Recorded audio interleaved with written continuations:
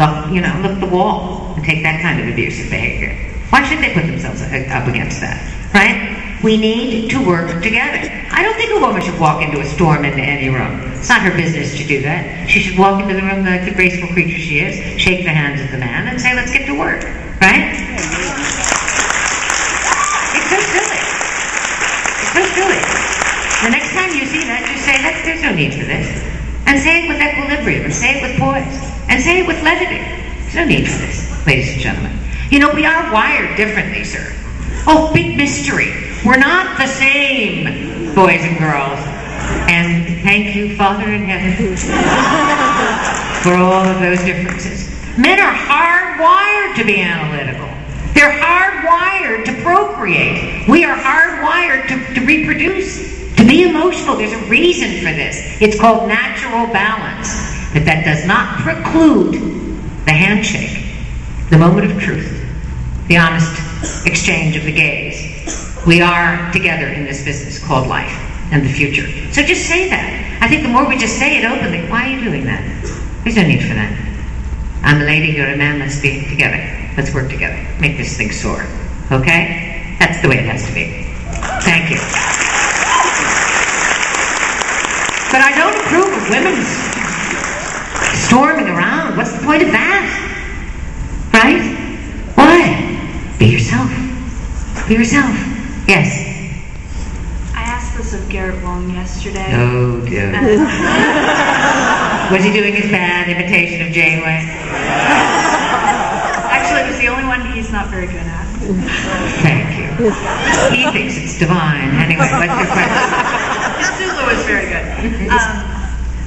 40 years ago, they had the original series. Now they have the new movie. If 40 years from now they make a new Janeway movie, a new Voyager, how are you going to feel about that? Fine.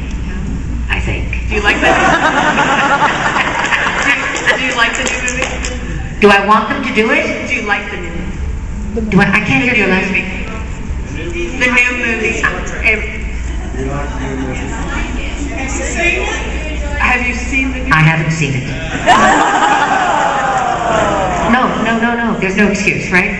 Except there is an excuse. I do have an excuse. I lived that, right? Everything in its own time. I'll watch it, but I lived it. So, you have to take a deep breath. I think it has to be a very quiet night when I'm alone with a very large martini. And I can turn that on and watch those two young guys who I understand are absolutely marvelous and appreciate it. But there is a thing that I'm not just this second ready for that. Do you understand? Does that sound stupid? No. Well, that's the way it is. Garrett Wong's seen it 8 times. Garrett's seen it? Well, good. I love Garrett. He's quite a fan. Yes, Garrett. And kid, wonderful. Thank you. Poor Garrett. He was so upset. He never got out from behind that console. Always looking for a promotion. Yes. The young lady in the hat actually asked the question, the little hat, about you being vulnerable and open to people. I met you yesterday. I met you in 2003 at Star Trek. And I gave you a poem called I Remember about Alzheimer's for your mom. Yes. And I wanted you to know that you're the reason I wrote that poem. It was not just the interview you did, it was you. I'm 62 years old, I'm not 17. But I've been told all my life, don't reach out, don't be open, don't make yourself vulnerable, be a little more reserved. Well, I'm a hearing officer of unemployment at work. I do reach out. I do care. I do listen and I talk. And yes, it makes me vulnerable, and yes, I cry, but it's worth it. I owe a lot of how I feel about myself, and I'm not used to being up like this, to you. And it's been wonderful. Well,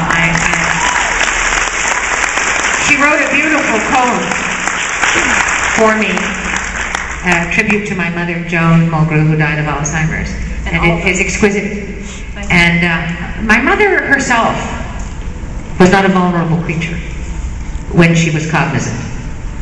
She was witty, very clever, extremely well-educated, my mother, very worldly, well-traveled, sophisticated, rather eccentric woman, but not vulnerable. Only in her sickness was she vulnerable. I watched her in those 9 years go from this borderline strident, terribly smart painter who'd given birth to 8 children and very proud of it and dismissive of it at the same time. And I saw her descend into this softness and this sweetness. And I had this thought. I know, of course, because I've studied it now for so many years, that this is a very serious disease. But I think just like everything else in science, there's a kernel of truth. I think that my mother was, at the very core of her being, truly that vulnerable creature, but she never allowed herself the courage to express it. Maybe So that's it. when you gave that to me yesterday, I wanted to say to you, and I don't know if I did it, madam, so let me do it now. You didn't have time. It moves me. I think you're very brave. I think you're very fine. And I will cherish that for the rest of my life. Thank I you. wanted you to know that. Some of the lines from that poem were from your interview, you know, about your dreams and that kind of thing. Thank you for bringing to me at an age, the last few years, at this age where I can just be me and be proud of it. I always have been, but I've let myself be a little too vulnerable. I need to be proud of who I am. That's right. And I'm proud of you. And